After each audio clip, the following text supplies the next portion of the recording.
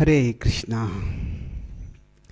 I'm grateful to be here with all of you today morning, and today we are discussing from the Srimad Bhagavatam in a section that very much foreshadows the bigger story of the Bhagavatam.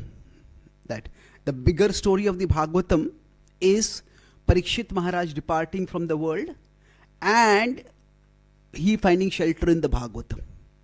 So that same bigger story is symbolized in the departure of Bhishma Pitama.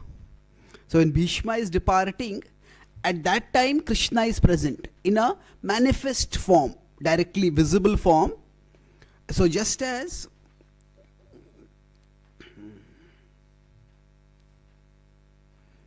the Lord was present for Bhishma, similarly he will be present for Parikshit also. And the way in which the Lord is present is different, but the principle is the same. That in the bigger narrative of the Bhagavatam, starting from the 2nd canto till the 12th canto, because Parikshit Maharaj actually, the conversation starts in the 2nd canto. At the end of the 1st canto, Shukadeva Goswami appears and Parikshit Maharaj asks some questions. Shukadeva Goswami actually starts speaking from the 2nd canto. So we could say this whole Bhagavatam is like Parikshit Maharaj is on an arrow bed, just like Bhishma was on the arrow bed. And with Parikshit Maharaj, Shukadeva Goswami speaking the Bhagavatam. Shukadeva Goswami speaking Bhagavatam. So that is like Krishna standing next to him. That is Krishna with him. So why is that compared to the arrow bed? Because that's also painful. The arrow bed was not just the physical pain of the arrow, but the constant reminder that death is going to come soon. So in some ways, Bhishma Pitama stayed much longer on the arrow bed. And Krishna was not with him in a manifest form throughout. He was of course remembering Krishna throughout. But so what is going to happen in the 2nd canto, that is being described or depicted here in 1.9. That there is Bhishma and then there is Krishna. Now of course there is a slight difference. It is Krishna is present directly and Krishna will himself hear Bhishma speaking. Speaking to Yudhishthir. Now in the case of Parikshit Maharaj, he is hearing about Krishna from Shukadeva Goswami. But the point is that both are symbolizing Shabda at Antakal.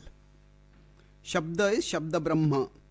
Shabda Brahma is Krishna manifesting through divine sound at Antakal, at the last moment. So both are taking shelter of the Supreme Lord. So whether it is through we speak or we hear, the point is to take shelter of the Lord. And the broader context of life is that both of them are suffering. Are suffering. Now we could say, if we compare Parikshit Maharaj's situation, that we could say he made a mistake. The mistake was that he misunderstood the sage Shamik Rishi, and he thought that he's deliberately neglecting and disrespecting me, so he put a snake garland around him. That was a mistake. But the result of that mistake was disproportionate. A small dishonor and he's cursed to die. So it is again what we could say, it's so unfair. Because he was so devoted, he was so virtuous, he was so devoted, he had fought off Kali, protected the kingdom. Now, Parikshit Maharaj was so dedicated not just to Krishna but also to his practical service to Krishna, that when he heard Kali is there somewhere, he himself went on his chariot searching to find traces of Kali and stop it.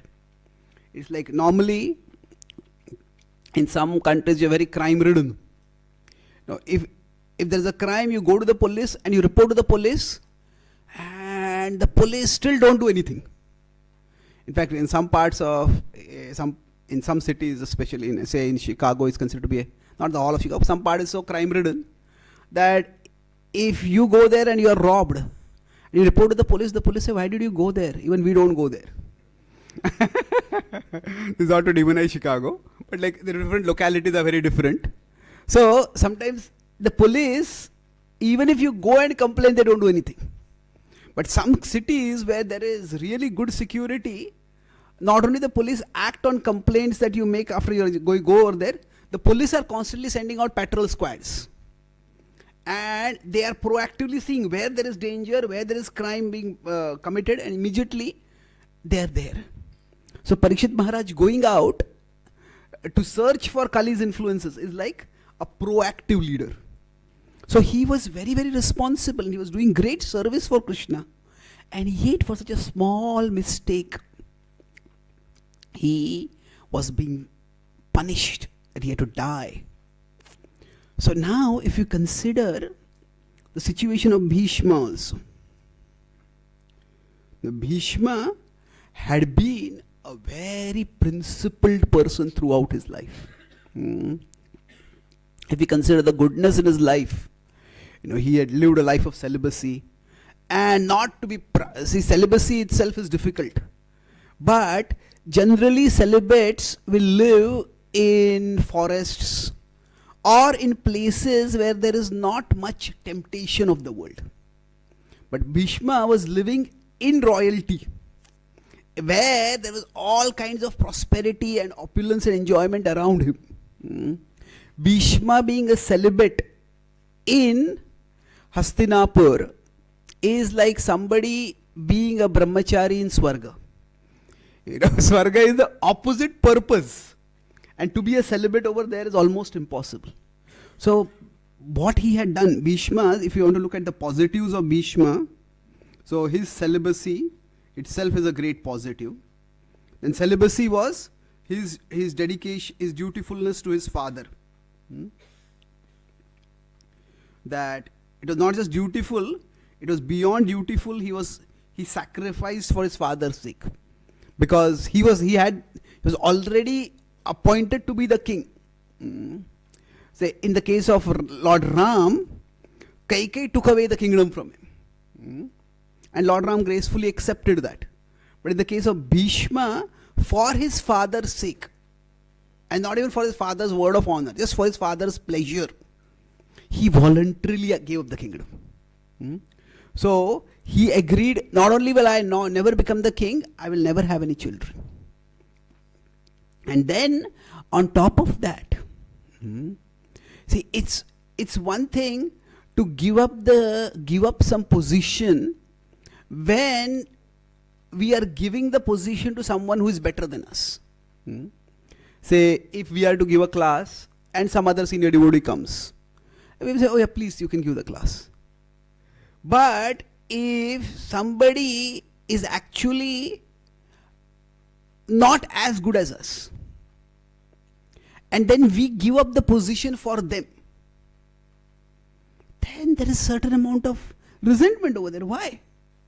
And on top of that, imagine that if we are supposed to give a class, we are prepared for the class, and then suddenly last moment somebody else is giving the class, and that person says, can you give me your notes so that I'll give the class? And so we have to help them prepare for their class. So Bhishma was like that. He was actually doing all the royal duties. So it was remarkably selfless. And yet, after doing all this, now he was on an arrow bed. Now an arrow bed is actually the opposite of what we would consider required for a bed. In a bed, even if there is a small lump somewhere, it's uncomfortable. If there's a nail on the bed, we can't sleep at all. But if the bed is only made of nails, how will we sleep? So he's in immense pain. And among everybody who died in the Kurukshetra war, nobody was subjected to as much pain as Bhishma. Drona was killed in the moment, Karna was killed in the moment, even Abhimanyu was killed in one moment. Even the Pandava's sons and others who were on the side of virtue, they were killed by Ashwatthama while they were sleeping. So Bhishma was awake and in pain for a very long time. And was there a mistake on his side? Well, yes, his mistake was, if we want to call it a mistake, his mistake was that he was stuck to his word. I have taken a vow and I will stick to my vow. Now, was that a mistake? Well, yes, he fought against Krishna, and that could be considered to be a mistake.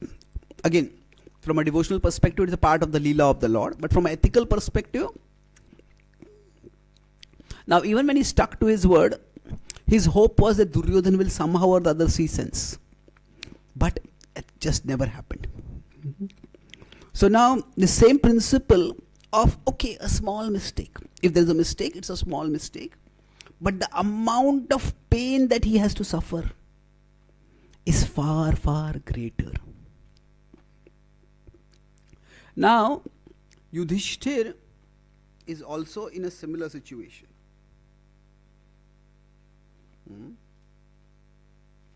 Yudhishthir is right now in a situation where he feels as if I should not fight. Why should I not fight?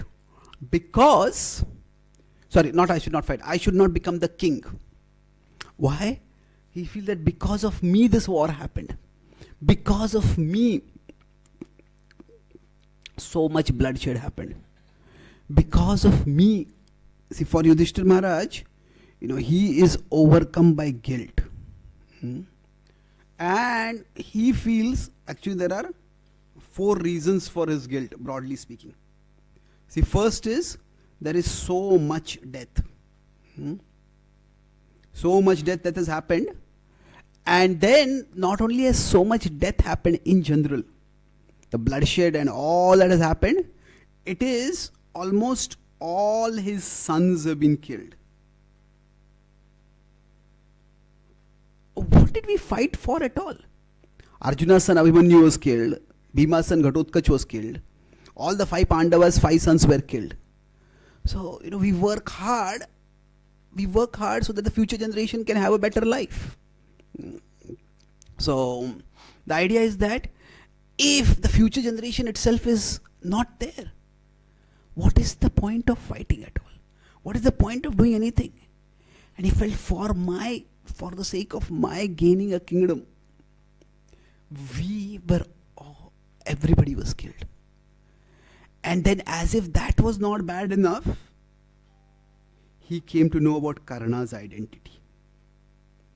That when the last rites were being performed, there was a brother of Duryodhan, Yudsu, who performed the last rites for the Kauravas. But everybody from Karna's family was dead. So Karna had some sons, Karna had some brothers, all of them were dead. And Kunti just could not tolerate that. There was no one to perform the last rites for Karna. And at that time Kunti told that he was my first son.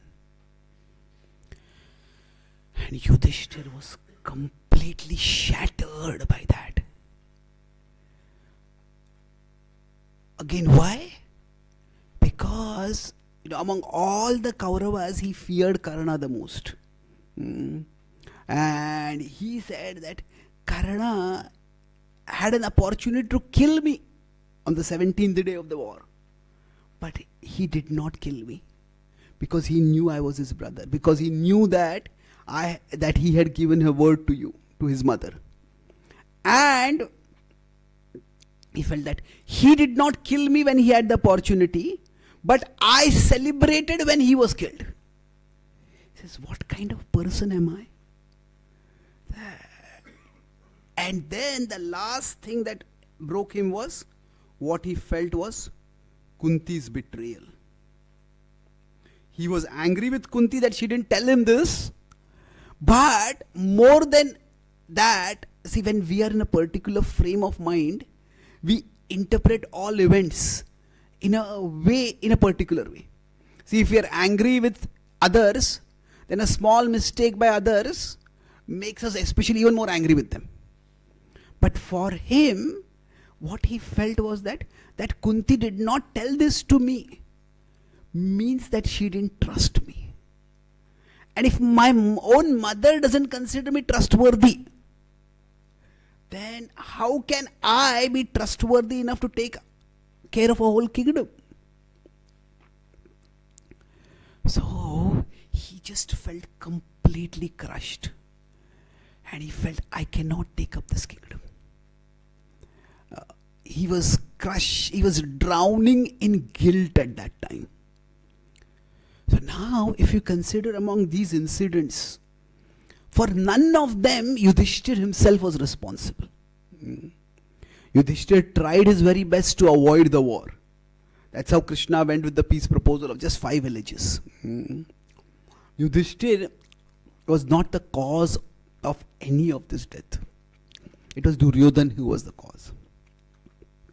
Now, was there some mistake of Yudhishthir? We could say, yes, he gambled. And that was a mistake. But, as compared to that, again, the extent of suffering that has come upon him. Okay, I gambled, and for that, I was lived 13 years in prison. I lived 1 year in incognito exile, which was actually very humiliating for them. Because they had to hide their identities and act like menial servants over there. So they did that. So how long will it go on? So the point is that when we face life, especially when we are trying to practice bhakti and trying to serve Krishna, then pain is one of the most difficult emotions to process. In general, it's difficult to deal with pain.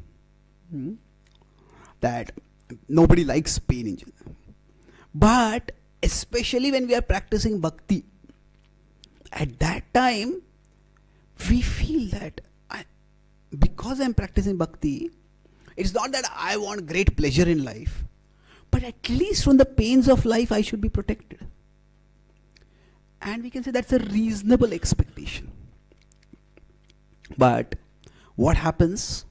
We see the great characters. They also suffer enormously. So, this is the context in which Bhishma is speaking to Yudhishthir. So, what is he saying? The context, he's almost flipping the narrative around. See, now, when Yudhishthir is going to see Bhishma, he's thinking, this is my grandfather, and because of me, he's lying on an arrow bed. Say, suppose we have to go to see somebody in the hospital, and they had an accident. And they got into an accident because of our mistake. Maybe they were driving our car and we had not fixed the brakes of the car, and they got into accident. Then we will feel even more guilty, isn't it? So Yudhishthir being taken by Krishna to meet Bhishma, that could have increased Yudhishthir's guilt. And Bhishma anticipates that. So normally when we go to see somebody in the hospital who is very sick and near death, our question is, how are you? Oh, you must be in great pain. But Bhishma completely flips the narrative and he says, oh, how much pain you have suffered. So rather than saying, oh, I am in so much pain, he says, how much pain you have suffered. And his whole narrative that goes on is that you did not deserve to suffer such pain. He gives various reasons that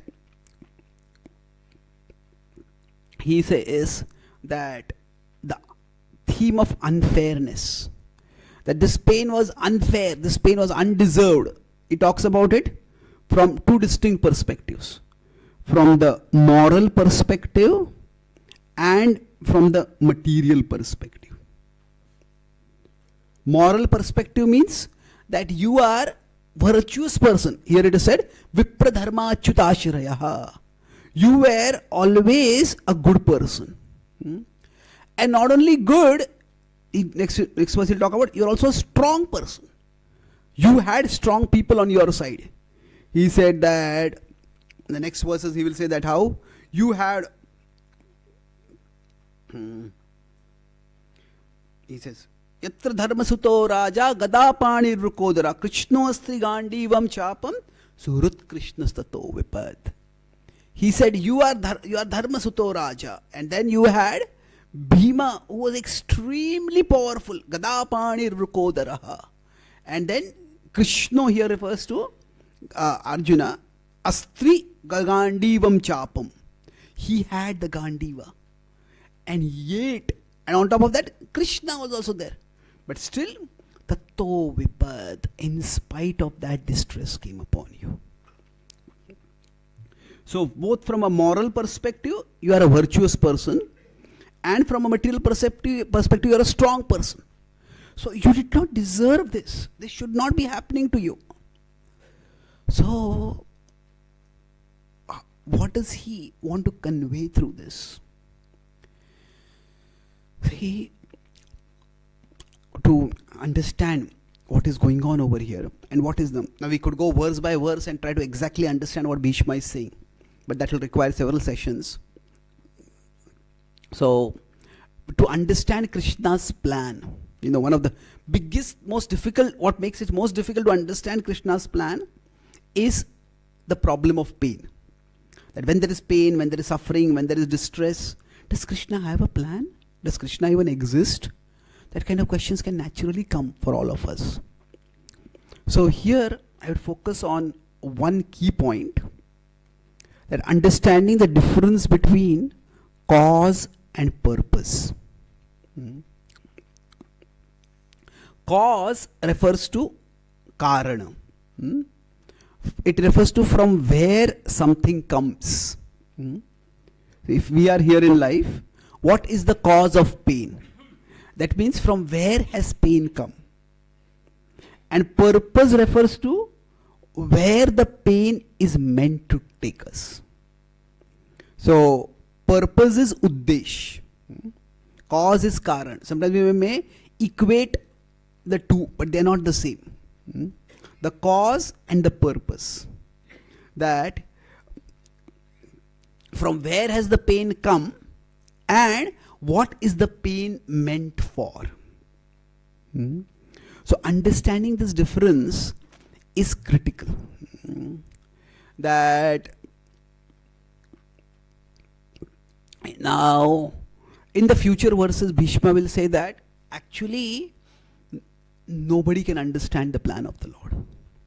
Nobody can, even the great sages, when they try to understand the plan of the Lord, Nayasya karichid rajan puman veda vidhitsitam yad vigyasaya yukta muhyanti kavayopihi. That muhyanto kavayopihi. Even the wise are bewildered. This is echoing what was said in the first verse of the Srimad Bhagavatam. That atra muhyanti surayaha. That even the gods are bewildered about the position and the purpose of the Lord. Yad vigyasaya yukta. Vigyasaya is we try to understand. Vigyasaya, we inquire. But even after inquiring, puman veda vidhitsitam. What is the Lord trying to do? It is very, very difficult to understand this. So, exactly where pain comes from, that is very difficult to figure out. Let's look at one more verse. This comes in the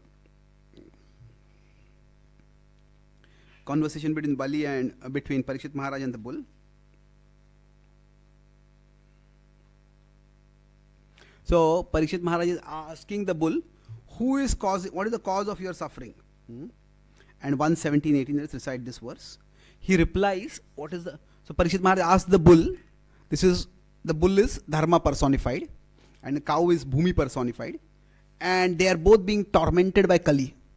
And Parikshit Maharaj has stopped Kali now, but then he is turning to the bull and asking him, what is the cause of your suffering? And he replies over here, Navayam klesha bijani yatasyo purusharshabha purusham tam vijanimo vakya bheda vimohitaha. Navayam klesha bijani. Klesha is distress. Bijani is the root of distress. Yatasyo purusharshaba. O king, you are the greatest among people. Yatasyo, but Navayam, we do not know. Purusham tam vijanimo. Vijanimo, when we try to know, yad vigyasaya yukta. The word had come vigyasaya, similar. Vijanimo. So, different philosophers different people have inquired about it. And vakya bheda vimohitaha. That different people have come up with different opinions, and with all those opinions, vimohitaha. He says, we are bewildered. That the cause of suffering is very, very difficult to determine. Specifically, why something happens in someone's life. It's not easy to know. Sometimes, we may say all suffering comes because of our own karma. And yes, there is truth to that. But at the same time, we have to be careful that truth does not become a weapon in our hands. What do I mean by weapon? That to beat people down. See, I have not seen anywhere in scripture where somebody is suffering and other people tell them you are suffering because of your own karma. Now, when Sita is abducted or Draupadi is disrobed, nobody tells them, you must have done something in the past because of which this happened to you. When the citizens come to Maharaj Prithu and they tell him, we are starving, there's a famine and there is a drought over here. We don't have anything at all. We don't have any food to eat. Prithu Maharaj doesn't say, it must have been your own past karma. Shut up and tolerate it. No. See, why? Because our focus in suffering should not be others or even our own karma in terms of past karma. Our focus needs to be our dharma. Our focus should be our dharma. What is it that I am supposed to do in this situation? If in America this especially happens, I was in Seattle and there's one devotee who works in emergency duty over there. So he said there, in some of the more liberal states, there's very free access to drugs. So what happens? People take drugs and sometimes they take an overdose of drugs. So they get OD'd. There's the word. And they come with a drug overdose. They've taken drugs many times and their system is already very weak. And they take drugs again. And then the doctors may warn them, don't take drugs, you will die now. Your body cannot tolerate this. So when somebody comes on taking drugs, can the doctor say, you are suffering because of your own actions, suffer and die now? No, the doctor's focus should not be what is your karma. The doctor's focus should be what is my dharma. That you are a patient, I am a doctor, and I am meant to treat you now. Now, as a part of doing our dharma of helping the patients, if we are doctors, then we may also warn them about not taking drugs. But the focus has to be our dharma. So that's why I talk about the difference between cause and purpose. Why a person is sick, that is important. But what is even more important is, what am I meant to do over here right now? What am I meant to do over here? It's interesting that in all the reasons that Bhishma will try to say, why are you suffering? He does not mention karma even once. He does not mention, it must be because of some past karma of yours. Now we can say that, they are pure devotees and there's no karma over there. That is true at one level. But even that is not the reason that Bhishma Pitama says, you are a pure devotee. He doesn't even say that. So he will use the word pure devotee a little later, and I'll talk about that probably in tomorrow's class. But the point over here is something very significant to understand. What is the difference between focusing on others' karma and our dharma? That is, that when there is suffering, to whatever extent we can, we should try to understand the cause. But we also have limitations in how much we can understand the cause. See, some people may have genetic predisposition towards some things. Some people may have some heart problems, some kidney problems, some this problem, that problem, because of some genetics. Now, we can't blame them for having been born in that family. Isn't it? Okay, that's just where you are right now.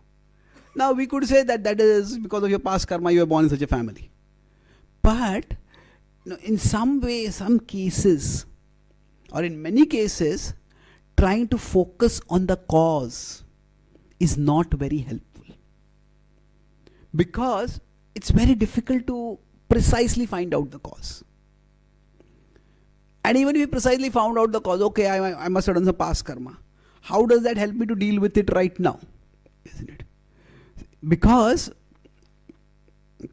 ultimately I have to decide what am I to do right now over here.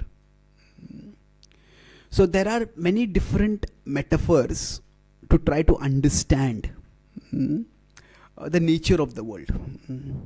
So different metaphors, analogies, examples, different metaphors convey different things.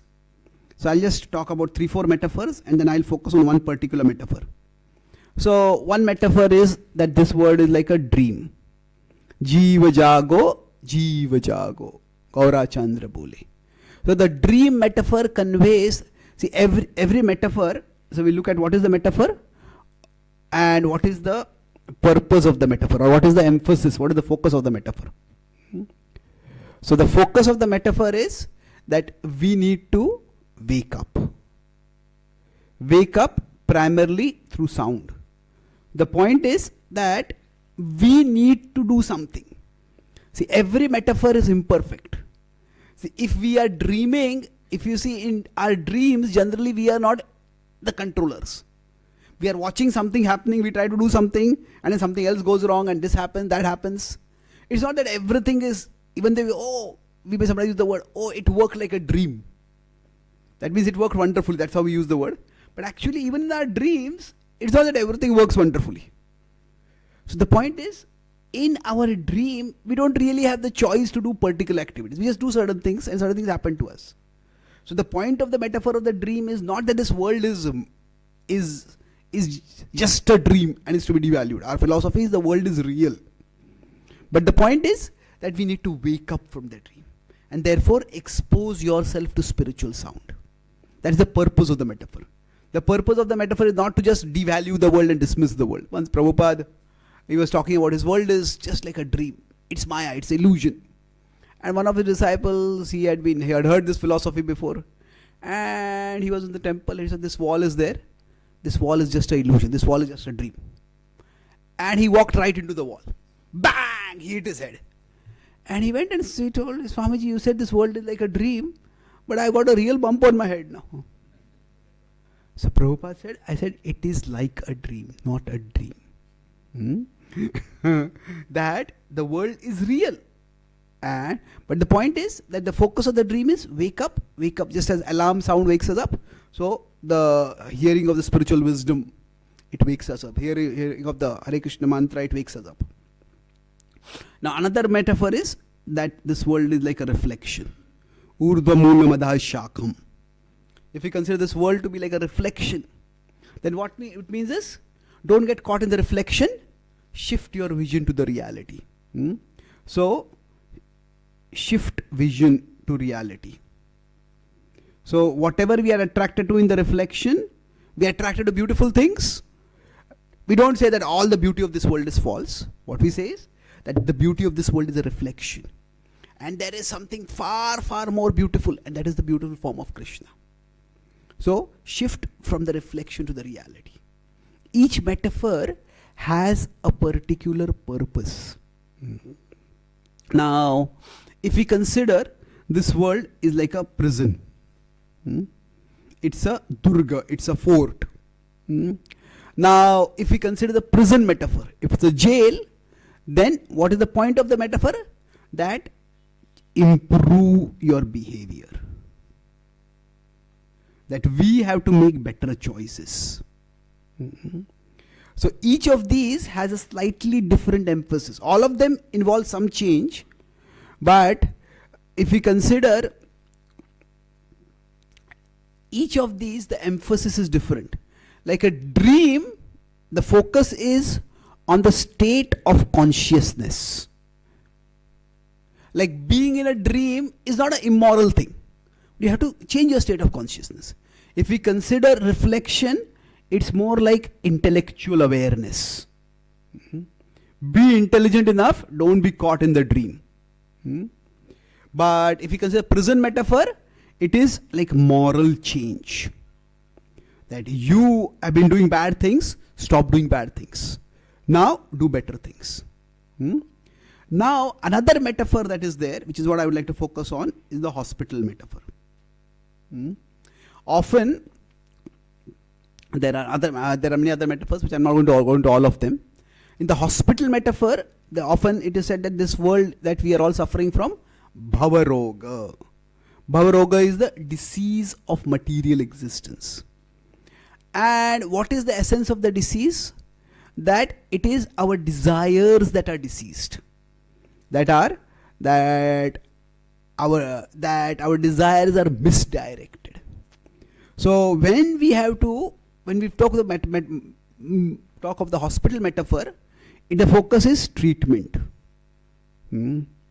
If somebody is sick in the hospital, you are a terrible person that you got admitted to the hospital.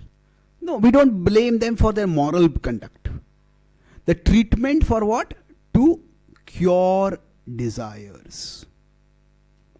So it is primarily a disease of desires.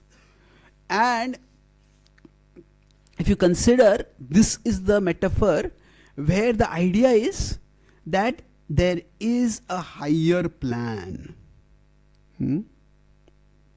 If you see in all the other three metaphors, it is largely we have to make the effort. You are sleeping, you wake up. You are looking at the reflection, turn towards the reality. You are in the prison, reform yourself. But if we consider the hospital metaphor, yes, we have to endeavor. We have to endeavor to take the medicine. We have to endeavor to avoid taking the forbidden foods.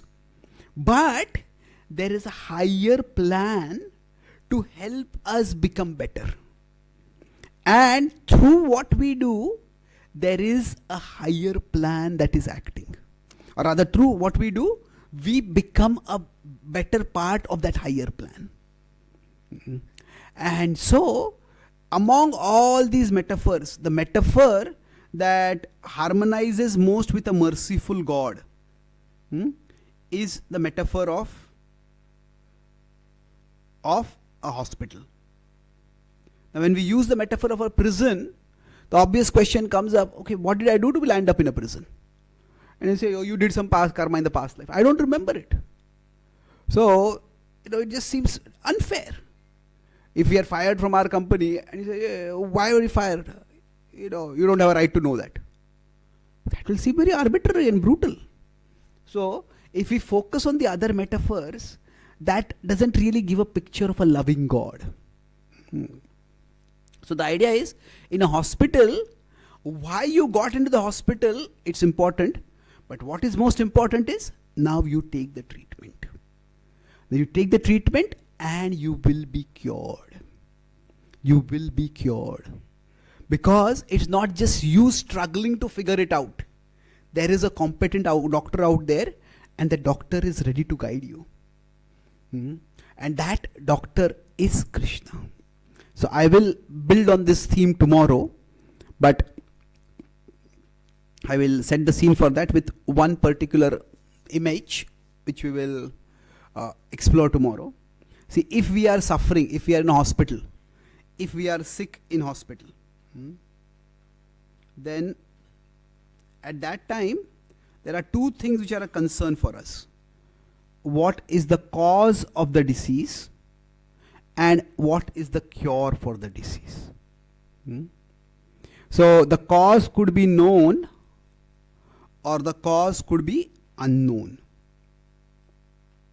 Now the cure could be known or the cure could be unknown. And based on this, we could have 4 quadrants where the cause is known but the cure is unknown, where both are unknown. The cause is unknown but the cure is known, and where both the cause and the cure are known. So now among these 4, which is the best situation to be in? 4th, yes. So if I know, okay, this is what caused my disease and this is what will cure the disease. If I come to know that, okay, I went out for a walk in the morning and it was quite cold, that's why I got cough now. That's why I got a running nose. Okay, then in future, I won't go out like that. So I know the cause, then I can act accordingly and I can cure myself. This is the best situation. And we all would like to be in this situation. But sometimes it's not possible. So the idea is, in some ways, the cause of suffering is, we could say, karma. We did something in the past. We can generically say that our actions are responsible. But then what action was responsible? Why did I do that action? What was going on at that time? So sometimes we can say that's not known to us. Many times that's not known to us. So we could say, broadly speaking, the cause is karma. And the cure is dharma. Now dharma culminates in supreme dharma is bhakti. Sarva dharman parityajya mam ekam sharanam vraja. So I'll talk about that dharma culminating bhakti tomorrow. But the idea is that there is something I did because of which I am suffering right now. So karma I am using simply in the generic sense that something I did because of which I am suffering right now. And dharma refers to there is something which I can do right now. So dharma is the careful choice of action right now. There is something I can do right now by which I can help in curing the suffering. So which is the worst situation to be in this among these 4? Yeah, both are unknown. We don't know why we are suffering. Like in a hospital, there are some patients, they are undiagnosed and they are being untreated. They're terrible. They're suffering and they are going to keep suffering. So that's a terrible situation to be in. Now, unfortunately, there are many cases. There are many diseases that are known, but the diseases have no cures. So we know this virus caused this particular disease to you, or this is the cancer you have got, but we have no treatment. So kindly die now. It's not like that. They don't say that. But the point is, it's sometimes, unfortunately, we could be in the quadrant 1 with respect to medical cases. That sometimes there's just no cure for some things. Now, for us, if we fixate too much on the cause of suffering, we may or may not know the cause of suffering. We can't always know the cause of suffering because we are finite beings. But what we can know is the cure for the suffering. The cure is, let me choose to do that which will bring me closer to Krishna, which will bring me closer to dharma, closer to Krishna. Vipra dharma achyutashraya. So Vipras are the Brahmanas. They tell us about dharma, and dharma culminates in Achyuta, who is Dharmakrut Dharmagup, as the Vishwashastra Naam says. He is the giver of dharma, he is the protector of dharma, he is the ultimate purpose of dharma. So we want to keep ourselves in one of these 2 quadrants. Best is if we can be in the 4th quadrant. We understand the cause and we understand the cure. But sometimes we cannot understand the cause. Still, we can work on the cure. In medicine, these are called as idiopathic diseases. Idiopathic. Now, idio, that is not related with the word idiot. It has got nothing to do with it. But sometimes it is that doctors don't know what is the cause of a disease. But we know, you take this treatment, this will how it will. Some forms of arthritis are there. Some forms of cancer are there. Now, what exactly caused the cancer, we don't know. But we have different treatments, and some of those treatments do work, and many cancers are now curable, or at least manageable. So sometimes we don't know what exactly caused the cancer, but it is there now. Let's deal with it. So for us, when we come to the point of suffering in life, what caused the suffering? We can use our intelligence to understand it, but sometimes we can't figure it out. And if we can't figure it out, don't get discouraged, don't get fixated, don't get obsessed. Why is this happening to me? Okay, it has happened. Now what can I do about it? What can I do about it is that I can play my part in serving Krishna in this situation. So that is what Yudhishthira Maharaj will be told by Bhishma, Pitamaha, that you are in this situation and you don't know why this happened to you. The cause is not known, but the Lord is here and the Lord is telling you, take up the kingship. So take that. Anatha pahi natha prabho. That people are anatha now, they are orphans and they need you as their protector. So coming to terms with what is happening in our life. That sometimes why some things happen, we just can't figure it out. But even if we can't figure it out, that does not mean that we can't serve Krishna. So that idea that the pain that is there in life, I'll conclude with one statement, if you forget it. So in Krishna's, we have to understand Krishna's plan. So in Krishna's plan, there are two things which are true. Pain has a purpose. If we are going through pain, pain has a purpose. We are going through that pain, and that pain is, it has some reason why it came into us, and it is taking us somewhere.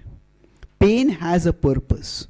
At the same time, pain is not the purpose. Krishna's purpose is not to cause pain to us. In the hospital, there will be pain. But the purpose of the hospital is not to cause pain to the patient. Now some things that in the hospital that are done, a surgery that is done, a bitter medication that is given, that may also cause pain. But the pain has a purpose, pain is not the purpose. And this understanding that Krishna is not causing the pain to me. Krishna is through the pain taking me to a better place. Krishna is through the pain helping me to become a better person. That we will try to understand more in tomorrow's session. How exactly to figure it out. How exactly not figure out the cause of the pain, but what is our dharma? What should I do when I am going through painful situations which I can't make sense of? That we'll try to figure out in tomorrow's session. So I'll summarize what we discussed. Broadly, 3 points. Our broad topic was pain and God's plan. Pain, how to make sense of pain in Krishna's plan. So I generally take a framework called CHIT whenever I give Bhagavatam classes. C-I-T, C is context, I is insight, and T is takeaway. So we want to expand our consciousness. Chit also means consciousness. So in the context, I talk about 3 things. I talked about first about the Bhishma and Parikshit parallel. That Parikshit Maharaj also is facing death, and for him, Krishna comes as Bhagavatam. And for Bhishma, Krishna is standing in front of him. So both are face death in Krishna consciousness. That is the consistent theme. And then we discussed the similarity in the situations of Parikshit Maharaj, Bhishma, and Yudhishthira. All of them, what are the similarity? That all of them, if we say there's a mistake, there's a small mistake and severe suffering. So it seems so unfair, so unbearably unfair that such good people had to go through such terrible things. The key insight we discussed was the difference between cause and purpose. So we quoted Vakya Bheda Vimohita, that quite often when we go through life, the cause is unknown and the cause is also unknowable. Sometimes we just can't know why something is happening in my life. And we discussed that, okay, when there is suffering, to make sense of suffering, what are the metaphors we could use? So metaphors for the world. We discussed 4 metaphors and each of them has a different emphasis. So what are the 4 metaphors? It's like a dream. So that is, the focus there isn't to change the state of consciousness and wake up. So the focus is the state of consciousness needs to be changed. Then the other metaphor was reflection. That if somebody is caught in the reflection, the idea is become more intelligent. Don't be so foolish. So it is like intellectual sharpness. That become more sharp, know that this is a reflection. Then the other was prison. That is, the focus is moral reform. Become a better person. Change your behavior. And if you talk about last was hospital. Hospital is that we need to higher plan, participate in the higher plan that is there to treat you. So among these, God's mercifulness that is most easily to perceive in the idea that there is a hospital. And now in the hospital metaphor, the key takeaway we discussed was based on this metaphor that there is this particular diagram, that there is a cause of suffering if somebody is sick in hospital.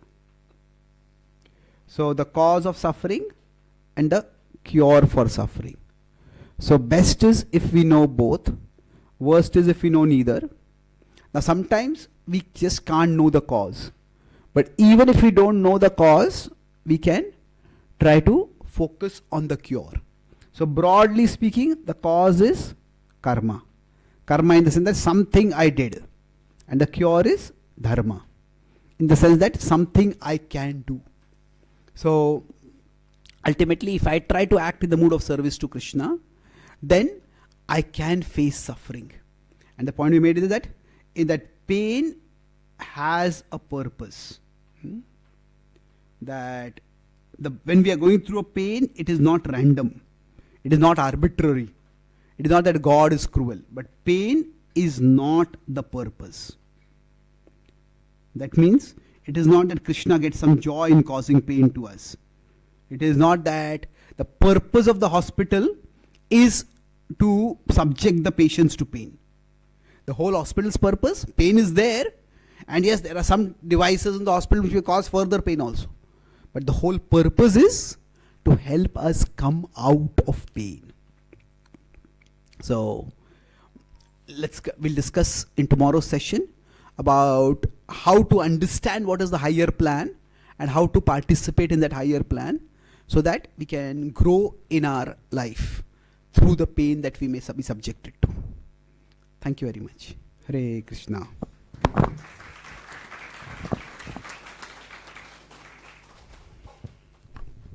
Any questions or comments? Any questions? Anyone would like to ask any questions? Okay, if there is no one, Haribal.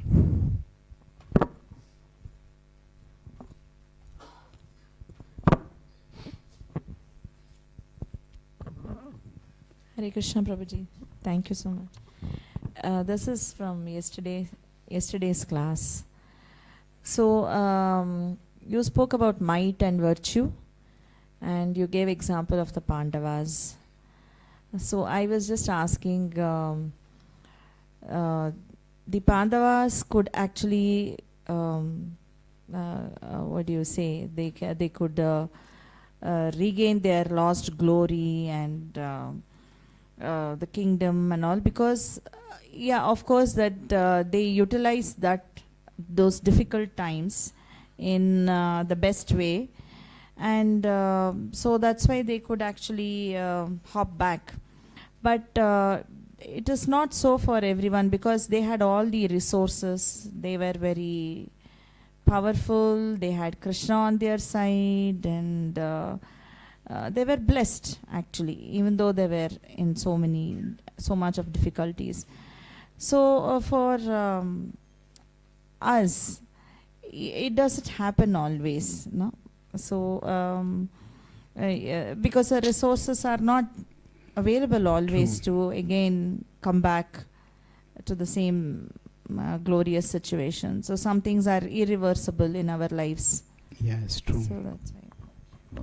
So when we go through difficulties, the Pandavas also went through difficulties, but they had resources, they were blessed, and they were able to fix the situation. They lost the kingdom, they got the kingdom back. But sometimes we don't have so many resources, and sometimes some opportunities are just lost forever. So how do we deal with it? Yes, it is. See, there are principles and there are specifics. So the specifics will be different for different individuals. If we see, there is a principle that is consistent. In the same Ramayana which describes, say, how, or in the same Mahabharata which describes how Arjuna was so victorious, it also describes how Abhimanyu was killed. The same Ramayana which describes how Hanuman was so glorious, single-handedly going into Lanka and devastating Lanka, it also describes how Jatayu was martyred. So the point is that at the material level, not everybody will have success. Not everybody will have glory of the same degree, even when they have glory. So there is a principle which is universal. The principle is universal, that is, that those who turn toward Krishna, those who serve Krishna, will be protected. Now the specifics, they are variable. They are not universal, they are variable. Now one time, one devotee told Prabhupada that Bhaktivinoda Thakur preached in Bengal, Bhaktivedanta Thakur preached in India, you preached all over the world. Therefore you are greater than all of them. And Prabhupada became very grave. He said, never think like this. He said, it is by their mercy that I have been able to achieve whatever I have achieved. So what does this mean? That in Krishna's plan, each Acharya had a particular role. And Bhaktivinoda Thakur had a particular role, Bhaktivedanta Thakur had a particular role. And they did what their role was. Now it is possible that for some Acharyas their role was greater. Prabhupada never claimed that because his role was greater, now we can certainly respect him, he is our founder Acharya, we should respect him. But still, it is not that we should consider that that other Acharyas are smaller. So the idea is within Krishna's plan, so that if I am here in this world and Krishna is above me, so when I connect with Krishna, when I try to connect with Krishna, then Krishna also blesses me. When we take shelter of Krishna, Krishna blesses us. But when Krishna blesses us, that blessing, exactly how it will work out. For one person, that blessing means that their kshetra may be this much. That means, so one devotee preaches and they preach and then 5-10 people by their preaching become devotees. For some other devotee, they connect with Krishna and Krishna blesses them. And through Krishna's blessing, the whole world becomes devoted. Their kshetra may be much bigger. So when the kshetra is bigger, sorry, when I want to put this, the kshetra becomes bigger for this devotee, that does not necessarily mean that devotee is a better devotee than another devotee. What it means is that Krishna has a particular plan. So generally Krishna works through our karma. What does Krishna work through our karma mean? That see, Bhima was physically very powerful, and Krishna engaged him in mace fighting. Arjuna was not that physically powerful. He was also physically powerful, no doubt, but not as powerful as Bhima. So then he was engaged in archery fighting. So now, is it possible that Krishna could have made Arjuna as great a mace fighter as Bhima was? Krishna could have done that. But generally, Krishna works through our karma. So it is that somebody is, say, 4.5 feet tall. It is, and they are very timid. When they become devotees, it's not that they are going to become 6 feet tall. Isn't it? They'll still remain 4.5 feet, but their confidence will increase. Prabhupada was relatively not a very tall person. Prabhupada was a small person, but he had a big vision and a big impact. So there are certain things which may not change. So that's why when we try to evaluate our life, we cannot be evaluating it solely in terms of the worldly situations that we are facing. Now, of course, the worldly situations matter. We want to serve Krishna in this world. So we would like to, in our home, we would like to have the best temple. We would like to have a large home so that we can have a large temple, and we can have many guests we can invite. If we are a part of a community, we are leading a community, we would like to have a grand temple for our community. We would like to do great things for Krishna. And that having that desire is wonderful. At the same time, we are servants. We are sevak. That's why our desire cannot or should not become, we should have a desire to want to do the best for Krishna, to be the best for Krishna, to offer the greatest to Krishna. So our desire should increase, but at the same time, the desire should not become a demand. And certainly, it should not become an ultimatum.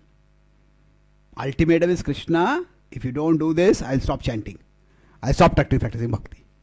No. So, Krishna, the kshetra that we have, that will be determined by Krishna. Now, we could have said that if, say, Srila Prabhupada had in 1920s only gone to America, or from 1920s or 1930s when he got initiated, from that time he had got success in Adha preaching. Maybe his preaching could have been much more. If Prabhupada achieved so much in 10 years, 10, 11 years, 12 years, how much more could he have achieved before that? Well, maybe that is true, or maybe it is that Krishna had a plan that through all that Prabhupada was going through, the last 12 years became much more impactful because of that. So, ultimately, at the material level, how things are going to work, that is not in our control. So, we accept, okay, if I have small resources, then I will do the best with the small resources I have. If some opportunities, some doors have been closed, some opportunities are lost forever, I'll accept that those opportunities are lost. But I will never lose the opportunity I have to turn to Krishna right now. So that's why it's a big subject, how the material and the spiritual relate. And tomorrow I'll talk a little bit more about that. That just because we are spiritually devoted does not necessarily mean every devotee will be materially influential. So spiritual devotion and you could say material influence, the relationship between that, we'll talk more tomorrow. Okay. But does it answer your question broadly? Thank you. Okay. Yes, bro. One more question. Yes, please. I just wanted to add to the same context. Actually, the same Arjuna, when he was there later after this Mahabharata, in the same first canto of Bhagavatam, he was easily defeated by another ordinary, people who are in the forest. So Arjuna at that time he was feeling the same feeling that actually that it was all because of Krishna. Now Krishna does not want to have those empowerment. So he accepted that one. And also we have a misconception of this, misunderstanding of this verse, Ananya Chintayantu Mam, that Krishna protects his devotees. So sometimes we get into confusion why Krishna did not protect me. So this, just wanted to add to that one context. Okay, yeah. So, now if we consider Krishna protects his devotees, Ananya Chintayantu Mam, those verses. Now, what does that mean? So see, when Krishna protects, yes, that principle is true.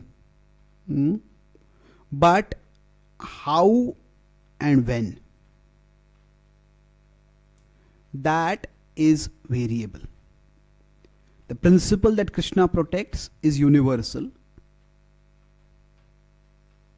So even if you consider Srila Prabhupada's life, there are so many things that Prabhupada started which didn't work out. Prabhupada at one time started a political party in America. He called it In God We Trust. So that was, and he said that one advantage of being a politician is that you can freely criticize everyone. So Prabhupada encouraged devotees to take. In fact, one devotee, he told him that you can become the next president of America. So now,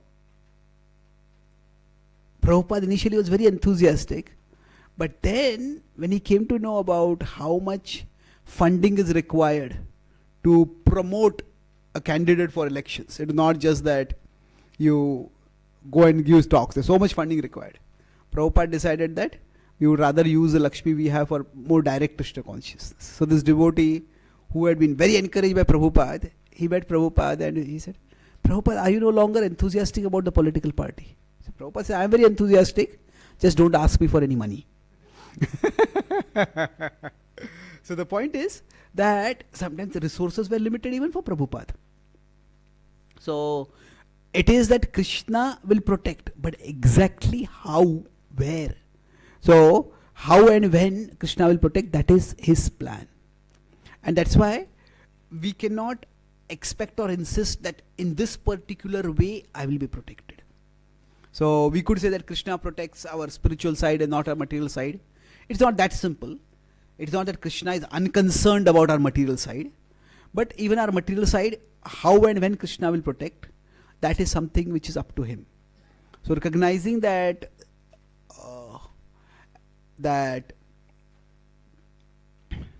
Krishna's plan is, or rather, we can say that Krishna's protection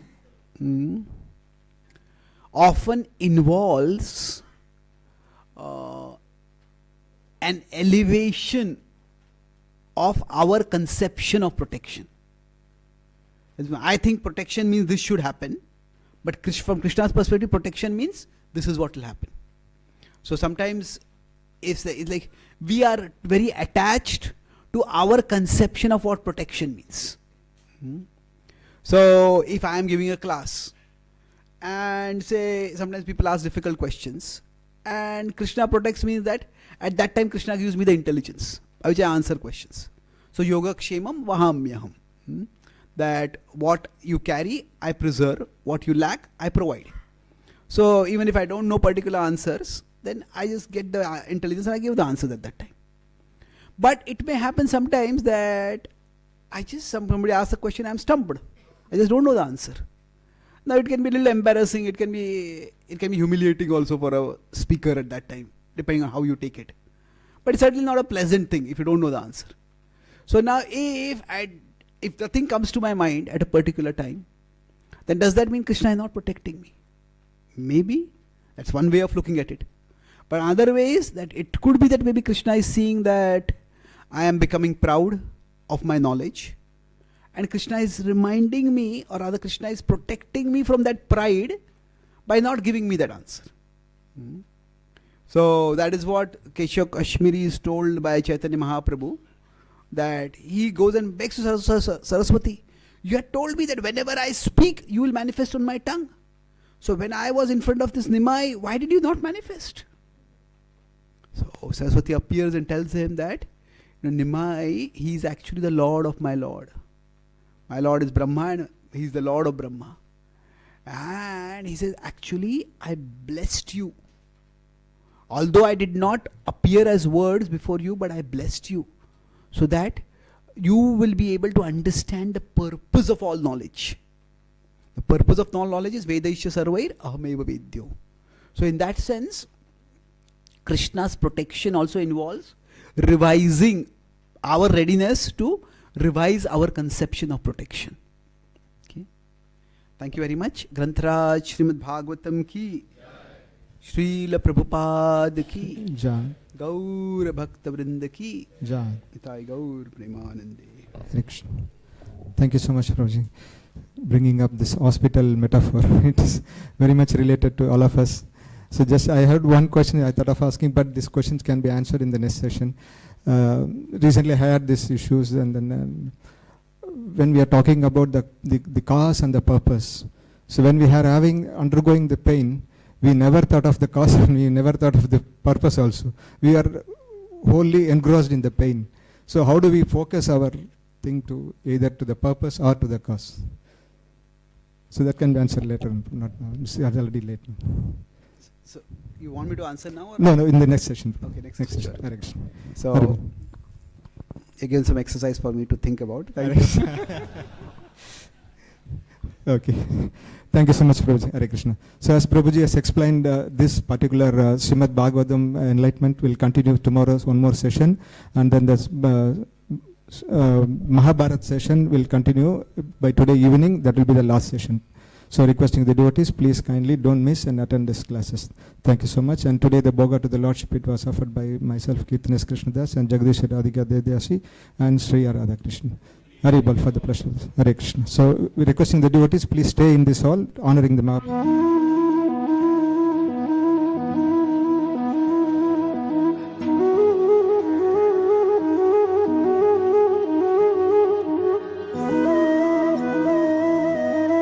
Tomorrow, Friday evening.